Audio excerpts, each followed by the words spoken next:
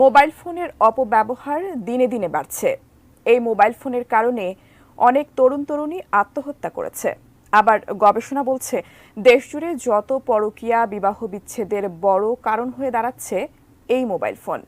এবার রাতের বেলা সেই মোবাইল ফোনের ব্যবহার বন্ধের দাবি বাংলাদেশের সংসদে। বিস্তারিত দেখুন মোহাম্মদ সোহাগ বিশ্বাসের রিপোর্টে। পত্রিকার পাতা খুললেই চোখে পড়ে প্রেম, বিচ্ছেদ, প্রতারণা আর পরকীয়ার খবর। এর নেপথ্যে রয়েছে মোবাইল ফোন। এই মোবাইল ফোনের কারণে শুধু মানুষই নয়, ক্ষতি হচ্ছে প্রাণীকুলেরও।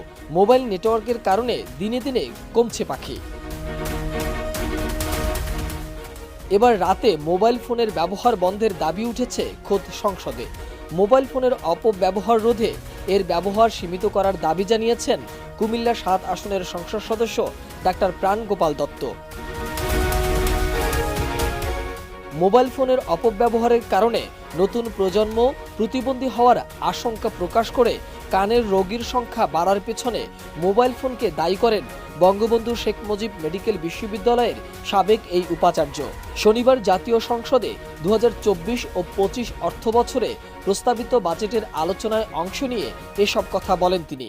মোবাইল ফোন যেভাবে অপব্যবহৃত হচ্ছে, আমার মনে হয় না যে আর বেশি দিন আমাদের এই প্রজন্ম প্রতিবন্ধী না হয়ে থাকতে পারবে। বিল গেটস সাহেব নিজে বলেছেন ৩১ অক্টোবর ২০১৮ সালে উনি ওনার সন্তানকে ১৬ বছরের আগে মোবাইল টাচ করতে দেননি। ভীষণ নিয়ে এলো ফুলঝুরি মেগা অফার সিজন 6। এই অফারে ফ্রিজ কিনলেই পাচ্ছেন নিশ্চিত ১২ সেটের আকর্ষণীয় গিফট বক্স একদম ফ্রি। প্রাণগোপাল বলেন, কোনো একটা অ্যাপস তৈরি করে রাত ১০টা থেকে ভোর ৬টা পর্যন্ত প্রত্যন্ত গ্রামীণ অঞ্চলে মোবাইল নেটওয়ার্ক নিষ্ক্রিয় করা যায় কিনা, অথবা সেই মোবাইল টাওয়ার যাতে ফ্রিল্যান্সিং এর মাধ্যমে বিদেশি মুদ্রা অর্জনে বিকল্প পথ ছাড়া অন্যান্য ক্ষেত্রে ব্যবহার না করা হয়, সেক্ষেত্রে আমাদের করণীয় কি রয়েছে।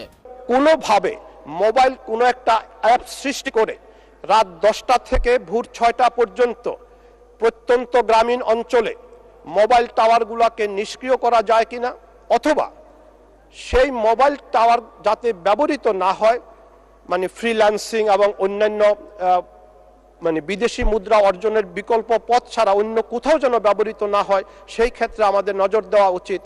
না হয় আমার রোগীর সংখ্যা যেভাবে বেড়ে যাচ্ছে, 10 বছর থেকে শুরু করে সবার একটাই কথা, কানে শুশু করে ভুবু করে কানে শুনি না, লেখাপড়ায় মন দিতে পারি না, তাহলে আমরা কোথায় চলে যাচ্ছি। এই জায়গাতে আমি তথ্য প্রযুক্তি মন্ত্রণালয়ের মন্ত্রীর সাথে আমি সেদিন আলোচনা করেছি, কোনো কিছু একটা আবিষ্কার করা উচিত।